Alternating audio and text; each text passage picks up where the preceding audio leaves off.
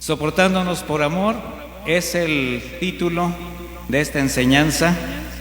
Y pues normalmente cuando uno habla de la palabra soportar es así como de aguante, ¿verdad? Así como de te soporto, te aguanto, aunque no te tolere, y cosas así que se manejan cuando no entendemos el verdadero sentido de ser un soporte para los demás. Sin embargo, vamos a hablar ahora de lo que representa esta palabra, sobre todo viniendo de la palabra de Dios en la Escritura. En el libro de Romanos 15, si me acompaña, en Romanos 15, versículo 1, yo estoy leyendo la versión, como les digo, Reina Valera actualizada. Sígame la versión que usted traiga, la traducción que usted tenga. Dice: así que los que somos fuertes debemos soportar las flaquezas de los débiles. Flaqueza se traduce también como debilidad, como carencia. Dice: en lugar de hacer lo que nos agrada.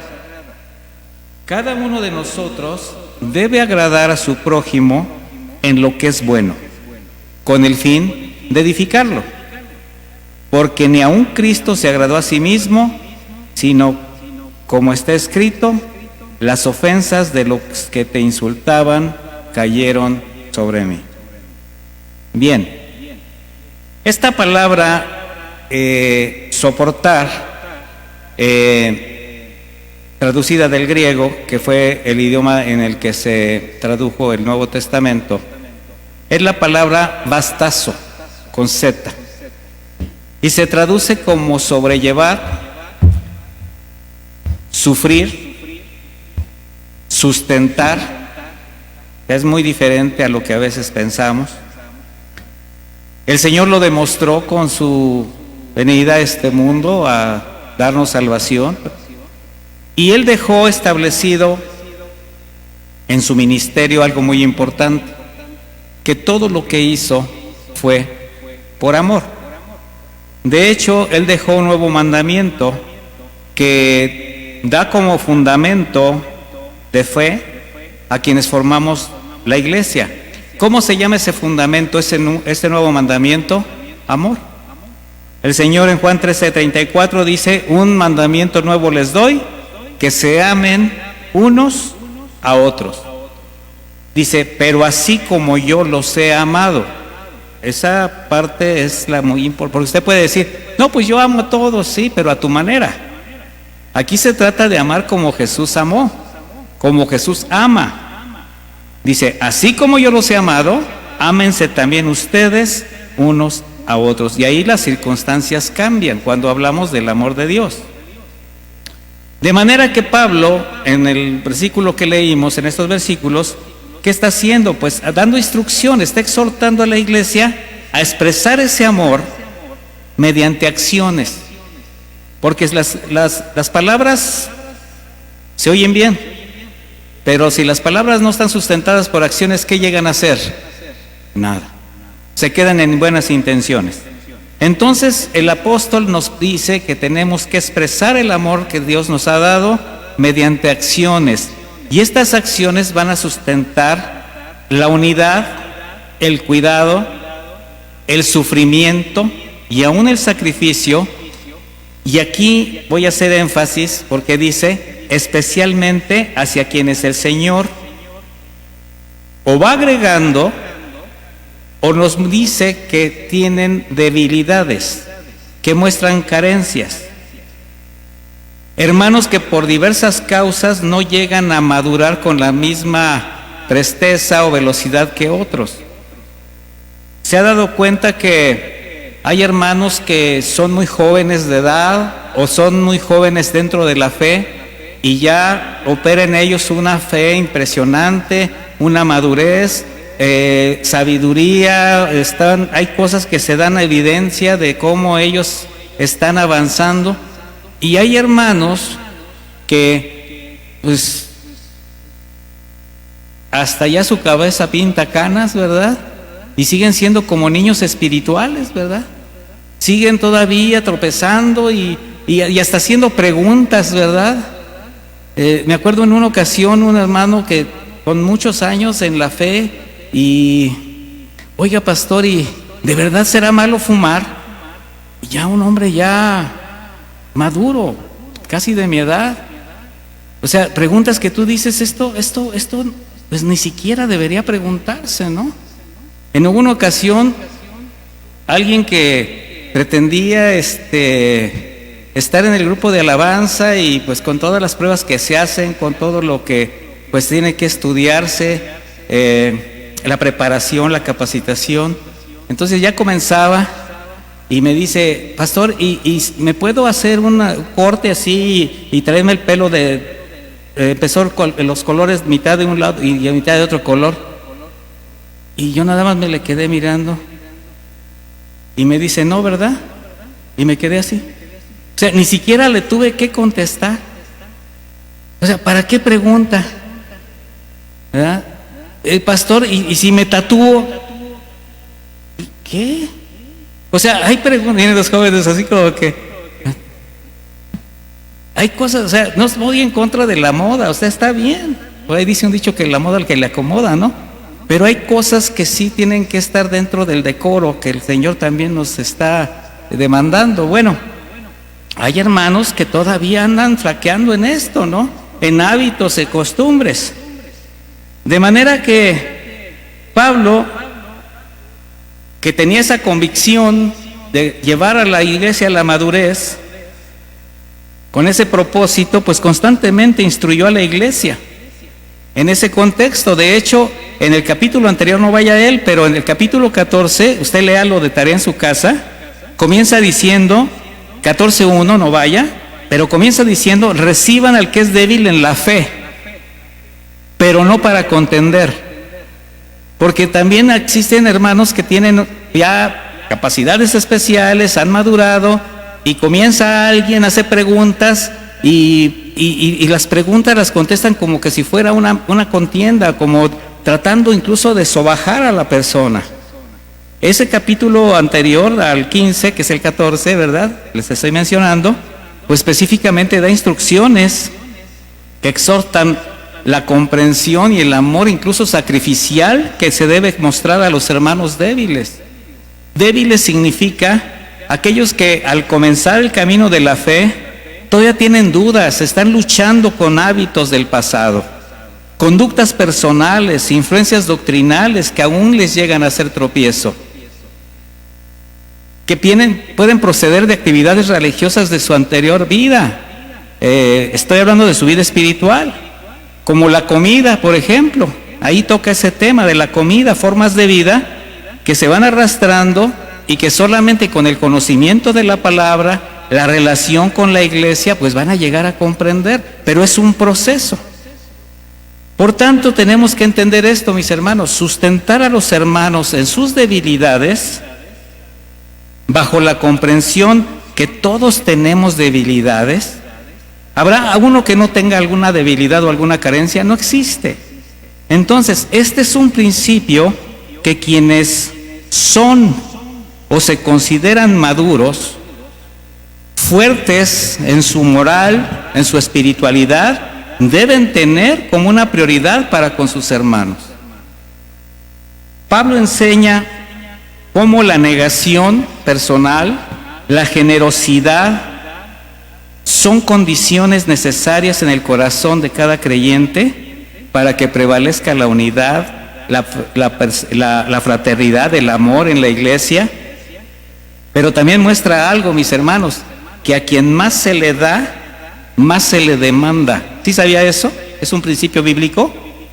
Al que mucho se le confía, ¿qué se le va a pedir? Más todavía. O sea, el Señor sabe por qué te confía más. Está confiando en que tú estás caminando, estás creciendo, te estás desarrollando. De ahí el mandato a los hermanos más fuertes, y esto es sin que ninguno se envanezca, está hablando de madurez espiritual. Es una madurez que el Espíritu los ha ido llevando, ¿verdad? De la mano. Bueno, con eso, ¿qué tenemos que hacer? Soportar, sobrellevar, apoyar a los hermanos en sus debilidades, y esto es, en gran parte, renunciando a la gratificación personal. O sea, negándose a agradarse a sí mismos. Porque hay muchas cosas que nos tenemos que privar sin que sean malas, a causa de la debilidad de nuestros hermanos que les puede llegar a ser tropiezo. Sí me doy a entender, ¿verdad? ¿Se han puesto ustedes a pensar en cuántas formas de complacencia personal son habituales en nuestra forma de vida, en nuestro comportamiento, que llegan a lastimar, a agredir a miembros de la iglesia o incluso a la misma familia? O sea, ¿cuántas cosas hago yo que no debería hacer? Yo, que de alguna manera el Señor me está considerando alguien fuerte, maduro, que ha crecido, que tiene una responsabilidad para ¿con quiénes? Con los menores. Y esto también se da en la familia, porque el mandato es a un cuidado mutuo, a la guianza, a la edificación. ¿Si es así o no es así? Ese es el mandato. En Primera de Tesalonicenses 5:14, acompáñeme.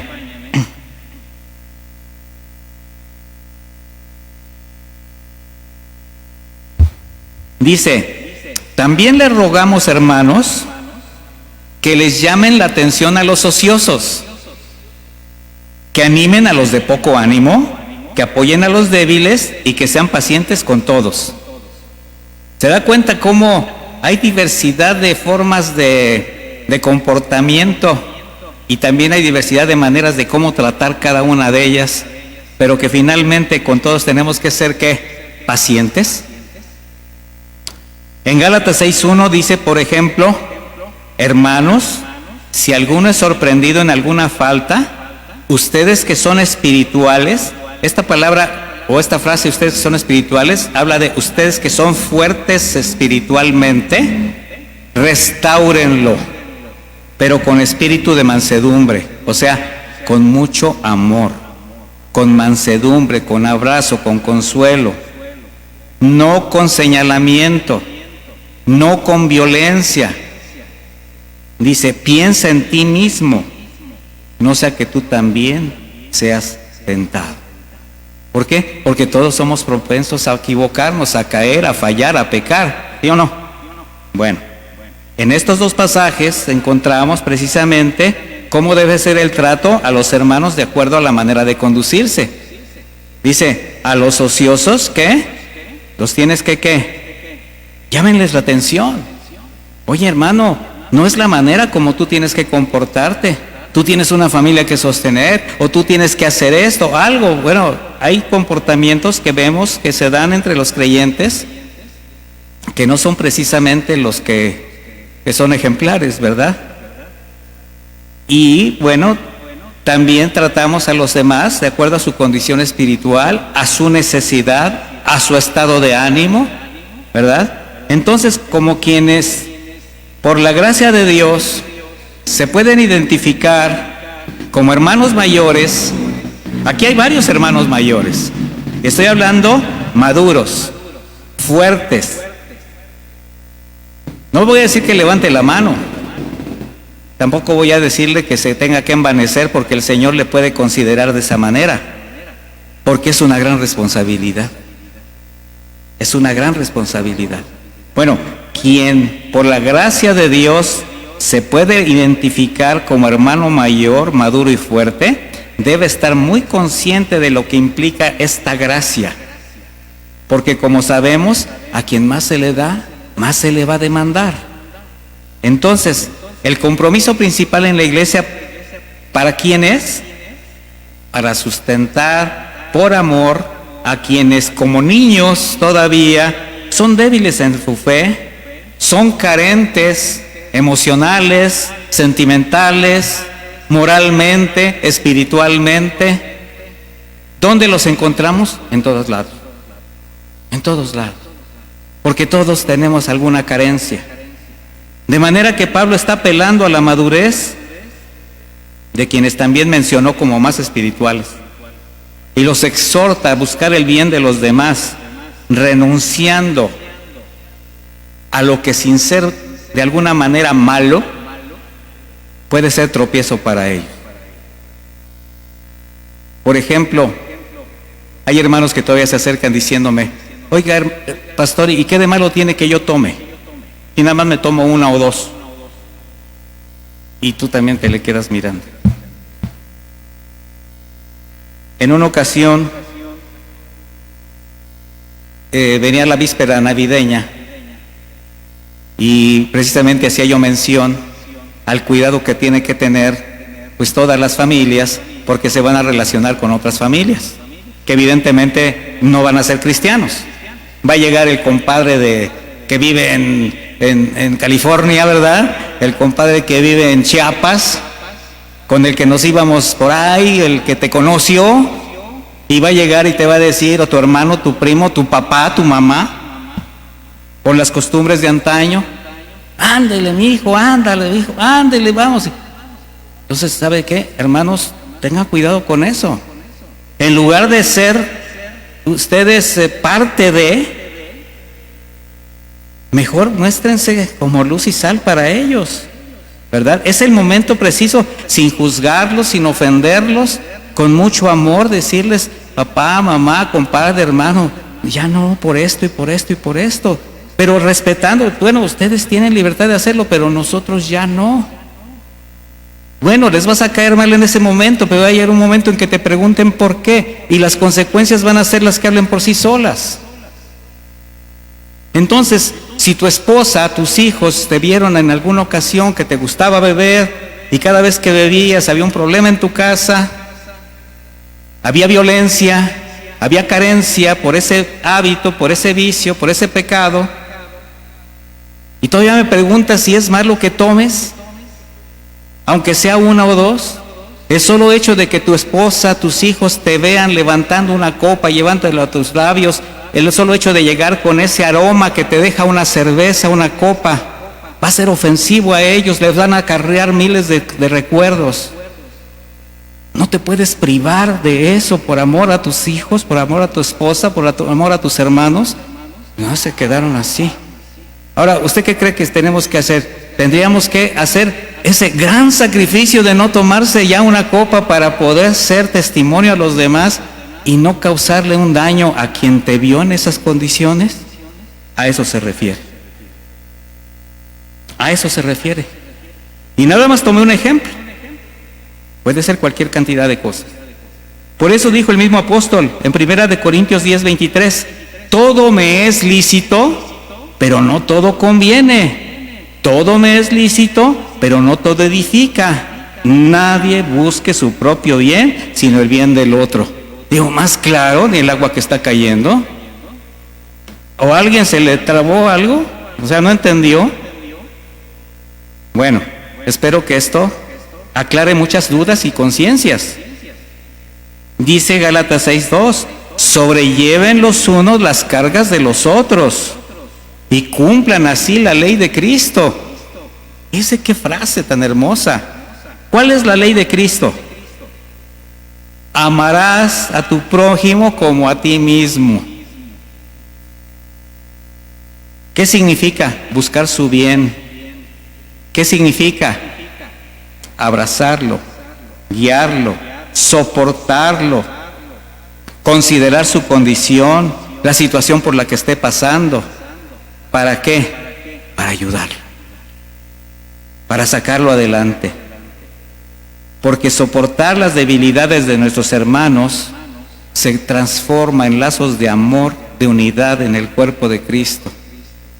En eso se transforma, mis hermanos, el hecho de que uno de nosotros aprenda a soportar, a tener un amor especial, condicional, incondicional, sacrificial. Voy a hacer un paréntesis. Dice que cada uno de nosotros debe agradar a su prójimo. Agradar al prójimo no significa tolerancia al pecado, porque a veces nos vamos a los extremos. Aquí dicen lo que es bueno con el fin de edificarlo. Entonces, agradar al prójimo no significa tolerancia a un pecado en el cual esté él caminando, o dejarlo caer en un error solo para que no se sienta mal o que no se sienta agraviado. No, hay que con sabiduría, con amor, con mansedumbre tratar la situación para que él vea las circunstancias y el terreno que está pisando. Alguien dijo en una ocasión: yo prefiero herirlos con la verdad que matarlos con una mentira. Entonces, lo que sí tenemos que hacer es atender con amor, con sabiduría, la necesidad que hace evidente esa debilidad. Fíjese lo que estoy diciendo. La necesidad que hace evidente su debilidad, porque ahí es donde nosotros nos vamos a dar cuenta. La debilidad se va a notar, se va a ver la carencia, sea en conducta, sea una condición espiritual, sea una confusión en el conocimiento de la Escritura, algún rezago que tenga por ahí. Y todo esto es con la intención de llevarlo ¿a qué? A encontrar el camino y pues que alcance la plenitud en Cristo, porque ese es el plan para todos nosotros. Por tanto, los fuertes, aunque para ellos no les parezca, deben ayudar a soportar lo que para los débiles es una terrible carga. No puedes menospreciar la carga de tu hermano. Hay quien dice: ay, y nada más por eso ya te pones así. De verdad, y eso sucede mucho en las familias cuando alguien está sentimentoso, ¿no? De repente, sentimentoso es una palabra muy de Guanajuato, pero mire, de repente alguien está así como llorando, como triste, y ¿qué tienes? Y pues no, lo clásico, no tengo nada, y luego ya te dice, insiste y insiste en qué tienes. Según él piensa que le vas a ayudar, y te dice: no, pues es que me pasó esto, y por eso estás llorando. Pues mejor no le preguntes. No, abrázalo. Si se le perdió el oso de peluche y el oso de peluche era muy importante para esa persona, llora con él porque se le rompió su peluche. Pero no menosprecies la pena de tu hermano. ¿Sí se entiende el ejemplo? No podemos menospreciar los sentimientos de nuestros hermanos. Es como los sanos, aunque para ellos no sea grave, deben procurar aliviar y suavizar el hecho de los enfermos. Hay muchas cosas que en ese momento están pasando en un cuerpo y la persona se duele. ¿Y qué haces con esa persona amada, con ese hermano que necesita esa atención? ¿Qué significa? Bueno, para quienes se consideran fuertes en la fe, maduros, ¿se ve que hago énfasis en esto? Esa fortaleza en su caminar cristiano, las cargas de los débiles solo son para ponerlas hombro con ellos, para llevarlas, para soportarlas, hasta que logren sobrellevarlas ellos mismos. Estamos en medio de una serie que se llama Los Dones Espirituales. Y estamos por ver dones que tienen que ver con esta representación, con esta capacidad espiritual de entender cómo sobrellevar las cargas unos de los otros. Y jamás tenemos que olvidar algo, mis hermanos, que los hermanos débiles, por ser débiles, son afanados, son impacientes. Y aunque ignoren muchas cosas referentes a la fe, al orden de Dios, discuten necedades, se enojan fácilmente, hasta llegan a ser ingratos a pesar de lo que haces es por su bien. Por eso dice que tienes que ser ¿qué? Paciente con ellos. Alguien que todavía no tiene experiencia, que tú lo quieres guiar, siempre te va a decir: pero ¿por qué no puedo hacer esto? Se da mucho entre el joven y el papá, entre el que es maduro y el que es adolescente. Y tú le dices: no quiero que te pase lo que me pasó a mí no me va a pasar. Esa es la clásica de todos los jóvenes: a mí no me va a pasar, como que si fueran de otro tipo, de otro planeta. No jóvenes ni adolescentes, adolescentas y jóvenes, no. Todos tenemos las mismas debilidades, la misma carne, y caemos si nos descuidamos. De tal manera que quienes han alcanzado ese nivel espiritual más elevado, voy a decirlo de esa manera, pues tenemos que hacer lo que Cristo hizo con nosotros: aprender a soportar por amor a nuestros hermanos débiles, con mucha paciencia, con bondad, con mansedumbre. En 1 Corintios 9:9, acompáñenme ahí.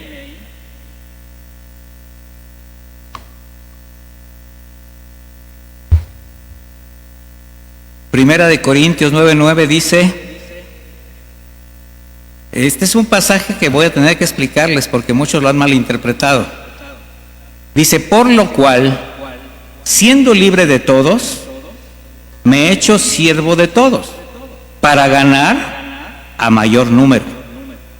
Me he hecho a los judíos como judío para ganar a los judíos, a los que están sujetos a la ley, aunque yo ya no esté sujeto a la ley, como sujeto a la ley, para ganar a los que están sujetos a la ley, a los que están sin ley, como si yo estuviera sin ley, no estando yo sin ley de Dios, sino bajo la ley de Cristo, para ganar a los que están sin ley. Me he hecho débil a los débiles, para ganar a los débiles. A todos me he hecho de todo, para que de todas maneras salve a algunos.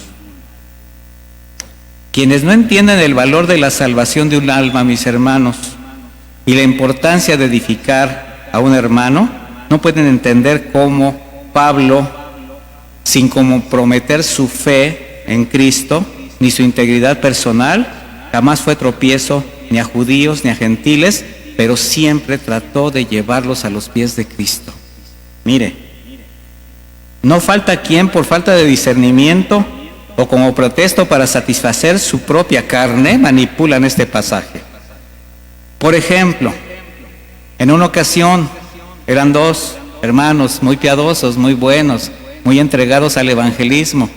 No, pastores, que sabe qué, pues así como dice Pablo, hay que hacerse a los judíos como judíos, a los débiles como débiles, y pues yo con los que andaba era con puros que les gustaba beber, y pues le dije a mi hermano, pues ¿sabes qué? Vamos por ellos, y nos metimos a la cantina y estuvimos ahí con ellos platicando, y entre copa y copa les predicamos el evangelio.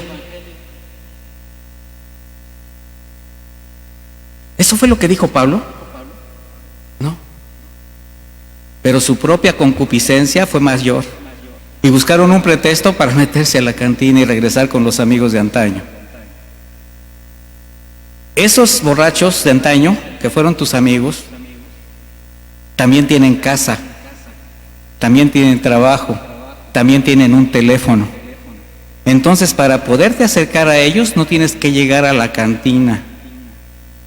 Bueno, esos dos hermanos, a lo mejor ni eran, pero sí, te los voy a decir, esos dos hermanos, pues ya no regresaron después de que les di ejemplos, y pues obviamente les tuve que redireccionar. Lo que Pablo veía en todos, dijo, me he hecho a todos, era la misma necesidad, y con sabiduría cumplía con el ministerio encomendado, y lo hizo con responsabilidad, con entendimiento, a la vez con misericordia y con honradez. ¿Cuál fue el ministerio que le encomendó el Señor?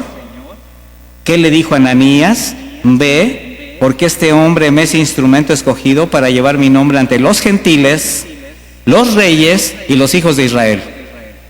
O sea, Pablo tenía que diversificarse, tenía que estar con los gentiles, tenía que estar con reyes, con judíos, con gente culta, con gente inculta, y le daba la sabiduría el Señor para poder tratar con cada uno de ellos. No es que se hiciera como ellos, sino que sabía cómo tratar a cada uno. ¿Sí se entendió? ¿Crees que Dios te va a dar la sabiduría para hacerlo?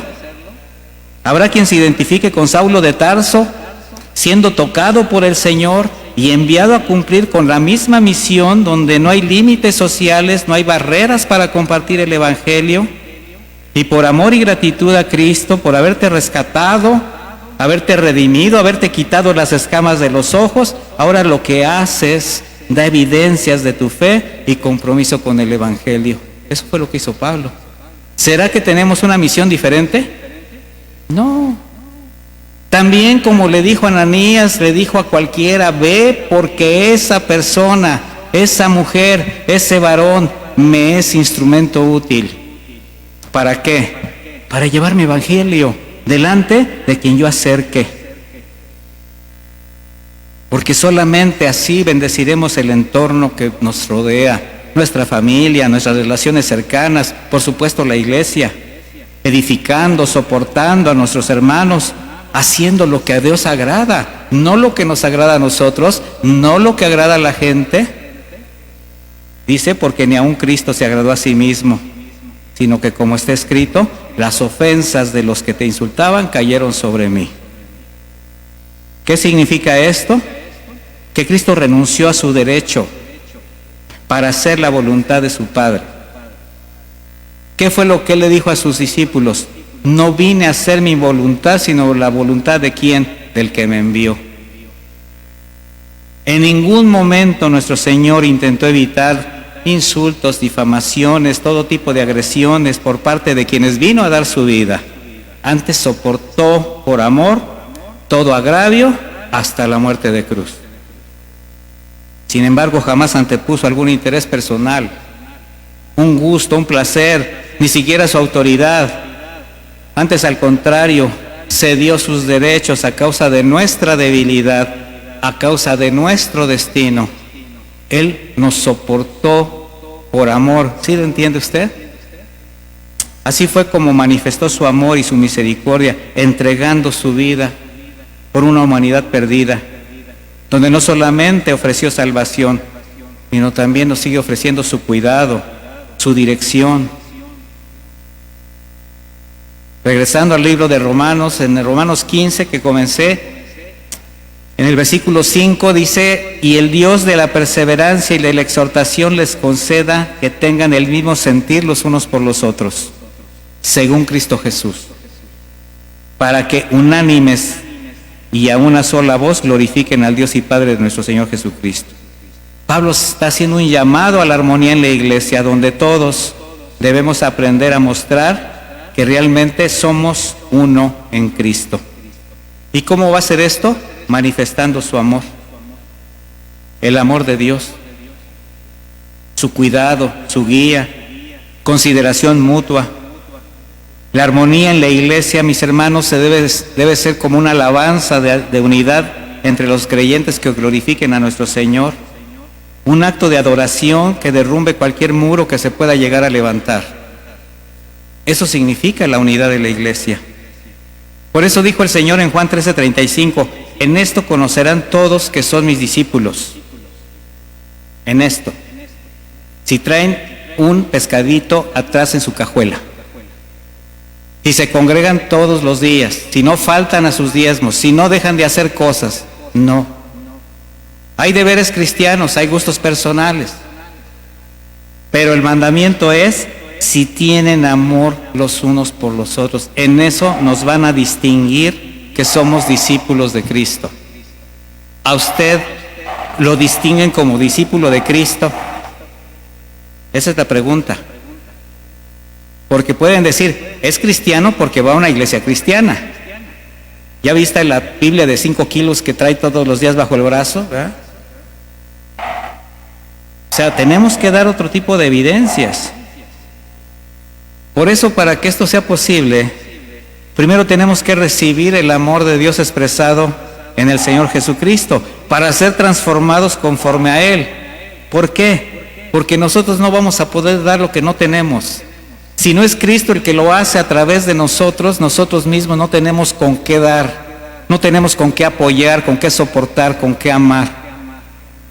Nuestro amor, nuestra intención siempre se va a quedar muy abajo de lo que el Señor tiene para los demás. Se dice, esta es una historia, que le comentaron a un campesino. Si notaba que las cercas que separaban sus parcelas alteraban el paisaje. Y él respondió, sí, lo he notado, por eso me preocupo por cultivar espigas más altas que las cercas. ¿Se da cuenta lo que dijo? Siempre habrá desacuerdos, diferencias entre los hermanos, pero van a quedar ocultos con vidas que honren a Dios, así como una ofrenda de obediencia, de fraternidad, de misericordia, de perdón, de cuidado mutuo que reflejen el carácter de Cristo.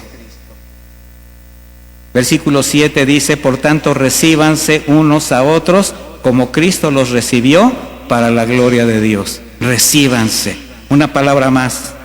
Recíbanse, acéptense, apóyense, sosténganse, así como el Señor lo hizo con ustedes, sin acepción de personas, sin prejuicios, sin ver solamente fallas en los demás, sino necesidades, carencias, que solamente van a ser suplidas con amor, con comprensión y con sabiduría. Porque somos buenos para señalar, pero somos muy malos para reconocer nuestras propias circunstancias. O sea, somos buenos para ver paja, pero muy malos para ver vigas. ¿Sí recuerdan esa analogía que hizo el Señor? Ves la paja en el ojo de tu hermano, pero no ves el tremendo vigón que te andas cargando, ¿verdad? ¿Por qué, mis hermanos? Porque para Dios no hay ni fuerte ni débil, rico, pobre, viejo o joven. Todos tenemos la misma necesidad que solamente Él puede suplir. Y si el Señor así es para con todos, pues como hermanos en Cristo, ¿qué debemos hacer?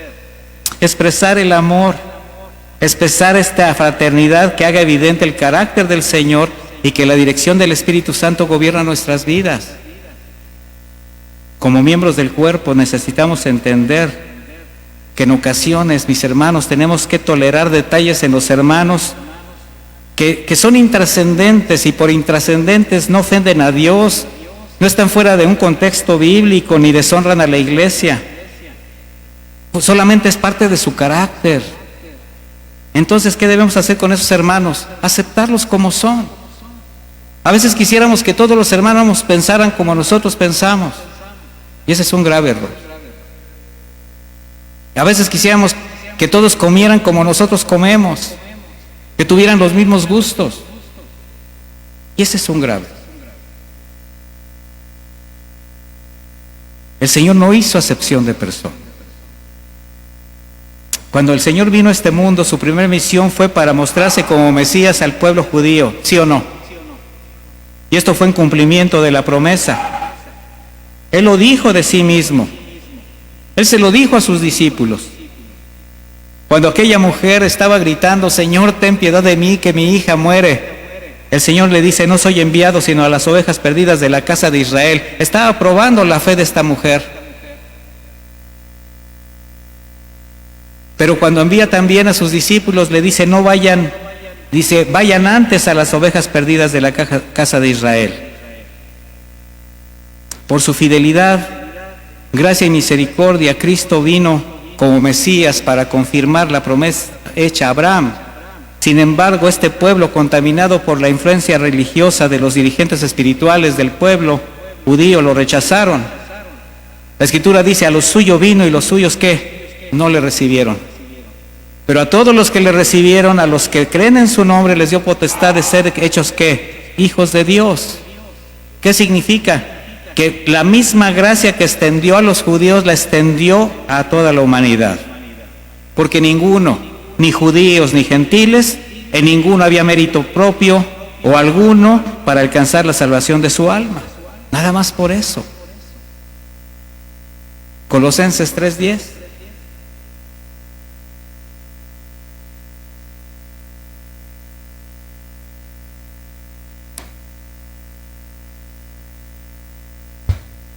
Dice, y se han revestido de la nueva naturaleza, la naturaleza del nuevo hombre, que se va renovando a imagen del que lo creó hasta el pleno conocimiento, donde ya no importa el ser griego o judío, estar circuncidado o no estarlo, ser bárbaro o escita, siervo o libre, sino que Cristo es todo y está en todos. Pablo establece que la nueva naturaleza en Cristo derriba todas las barreras. Ya no cuenta ser griego, judío, circunciso, incircunciso, bárbaro, esclavo, libre. Mire, en aquel tiempo como ahora, el mundo estaba lleno de barreras sociales. Por su cultura, los griegos menospreciaban a todos los pueblos, incluidos los judíos. Para ellos, quien no hablara en griego era un bárbaro. Ellos se consideraban como los aristócratas del mundo antiguo, por su cultura. Por su parte, los judíos despreciaban a todas las naciones, porque al sentirse el pueblo escogido de Dios, todos los pueblos no servían más que para arder en el infierno. Así pensaban los judíos. Así pensaban los griegos. Los escitas eran la más despreciable raza entre los bárbaros. Algo así como lo más bárbaro de los bárbaros. Griegos y romanos los llegaron a considerar como bestias salvajes. Los esclavos ni siquiera se consideraban seres humanos, eran herramientas de trabajo,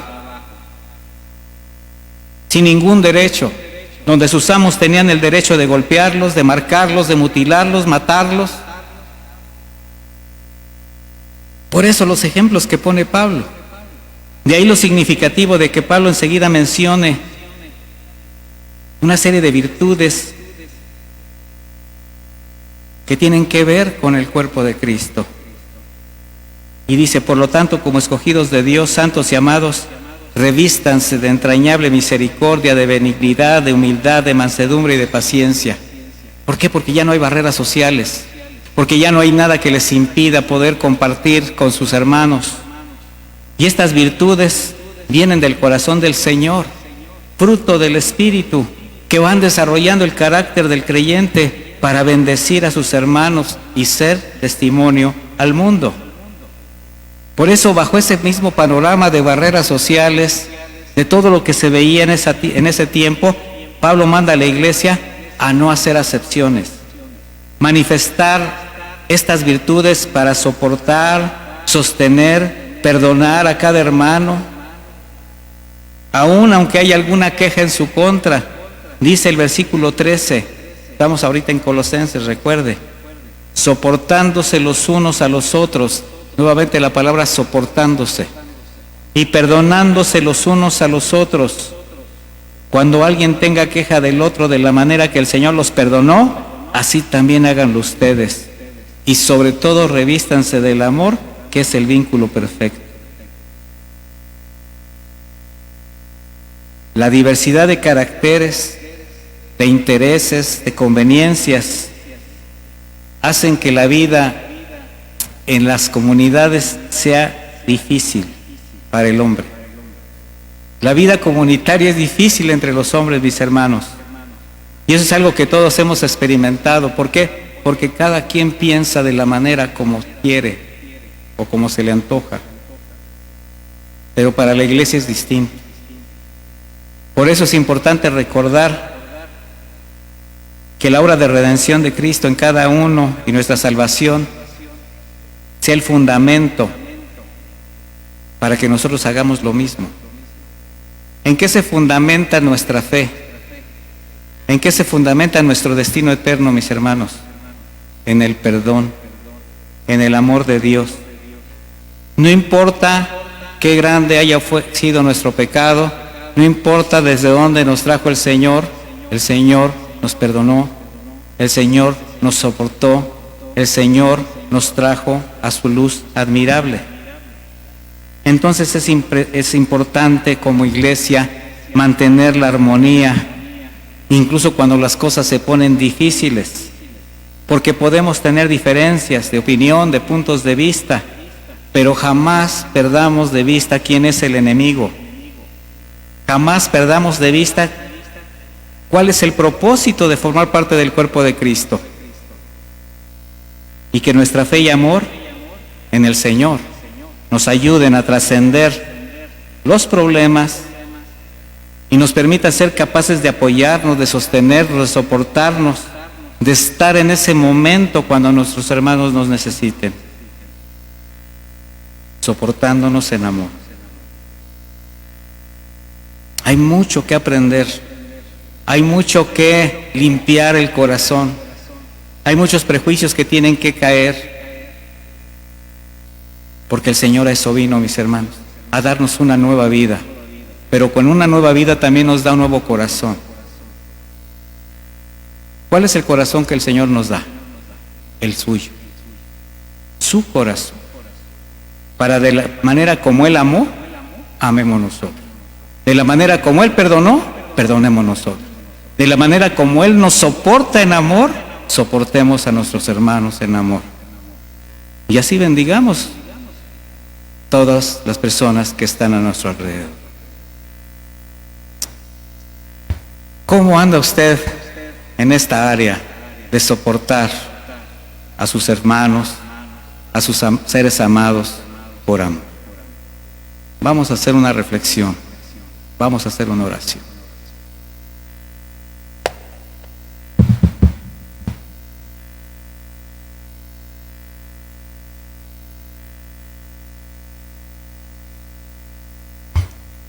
Bendito Padre, te damos gracias por tu palabra. Gracias, Señor, porque tú viniste a este mundo a mostrar una vida realmente distinta, Señor, una vida nueva. Nos viniste a sacar de de ese lugar donde todos sabemos. Desde ahí fuimos rescatados, Señor. Cambiaste nuestro destino, cambiaste nuestra vida, transformaste nuestro corazón y nos estás dando siempre un consejo sabio para poder hacer las cosas que a ti te agradan, Señor. Para hacer lo que tú viniste a hacer. Porque se trata de eso, Señor. De mostrarnos al mundo como sal, como luz, demostrar tu amor, demostrar tu consuelo, tu perdón. No solamente fue tu sacrificio y todo lo que hiciste en esa cruz, todo lo que hiciste durante tu ministerio en esta tierra, no solamente fue para darnos grandes ejemplos. Fue para que nuestro corazón fuese transformado, para seguir tus pasos. Que tu palabra no se quede solamente, Señor, en eso, en consejos. Que tu palabra no se convierta solamente en algo que se escucha, que siembra, que confronta, que atraviesa el alma, pero que quizás el orgullo, la autosuficiencia, la vanidad, el yo, no nos permita consumar esa obra que tú estás haciendo en cada uno de nosotros. Ayúdanos, Señor, ayúdanos. No solamente con tus palabras, no solamente con esto que día a día nos va transformando, tu Espíritu Santo, sino que demos ese paso de obediencia. Ese paso que va a trascender a las obras, a las acciones. Porque eso va a ser lo que el mundo vea, lo que nuestros hermanos vean, lo que nuestra familia vea, el resultado de nuestra fe, el resultado de nuestra obediencia, el resultado que realmente somos tus hijos, hijos que deseamos honrarte. Y aunque tenemos muchas debilidades, muchas carencias, Señor, sabemos que tú jamás terminarás de completar la obra que estás haciendo en nosotros.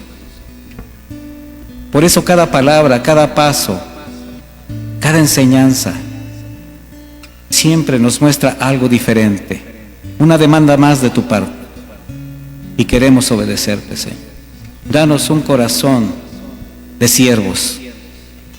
Danos un corazón conforme al tuyo, Señor. Así como tu siervo David, que no se justificó, que simplemente dijo: gracias, Señor, gracias por haber confrontado mi vida, y límpiame, Señor, límpiame de mi pecado. Gracias, Señor, por tu palabra, por tu cuidado y misericordia. bendice a mis hermanos, bendice a tu iglesia y síguenos edificando a todos. En el nombre de Jesús. Amén.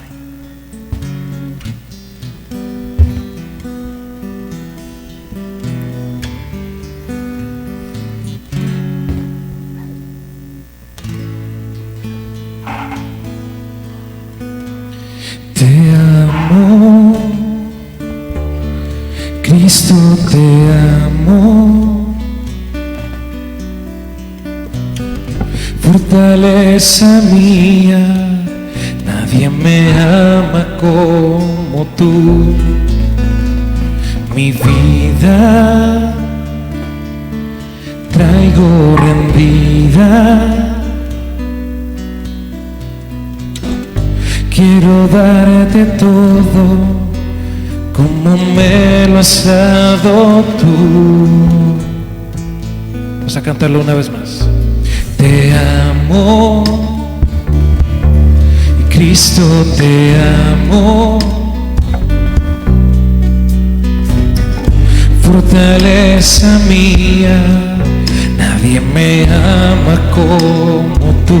Mi vida, mi vida traigo rendida,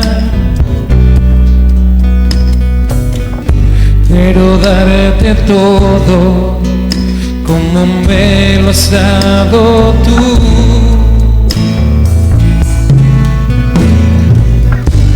Y a cada instante en mi caminar,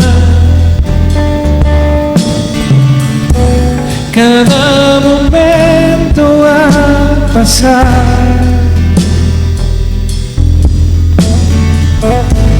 haz de mi vida la melodía que te gusta escuchar.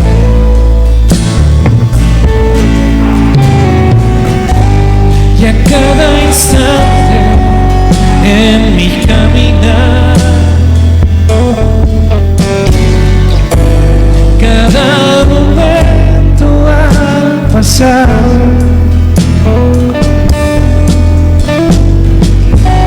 haz de mi vida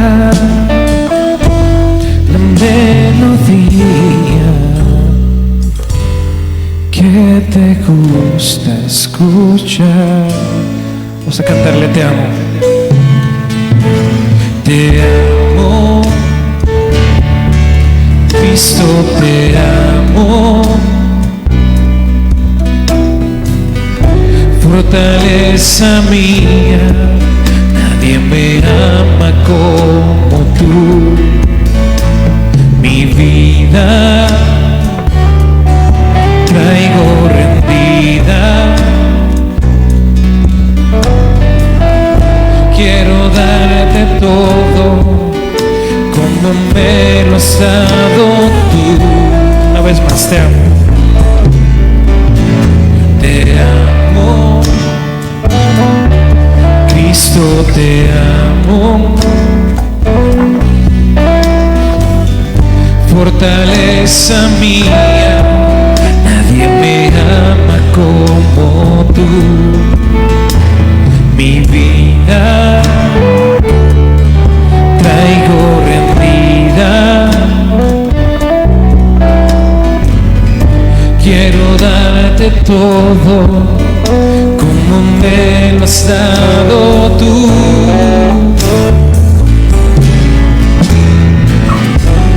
Y a cada instante en mi caminar,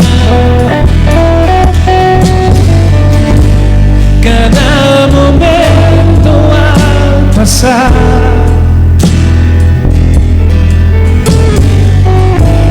haz de mi vida la melodía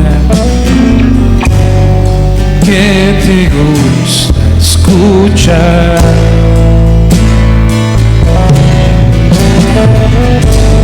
Y a cada instante en mi caminar,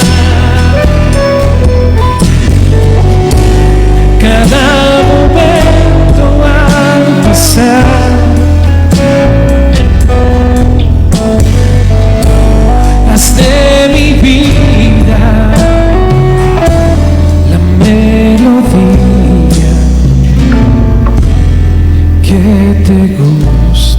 escuchar.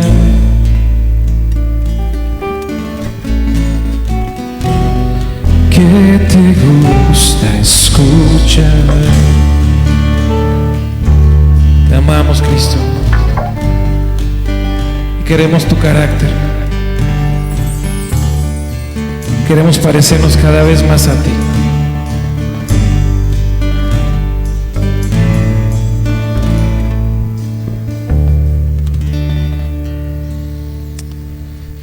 Dios le bendiga, mi hermano.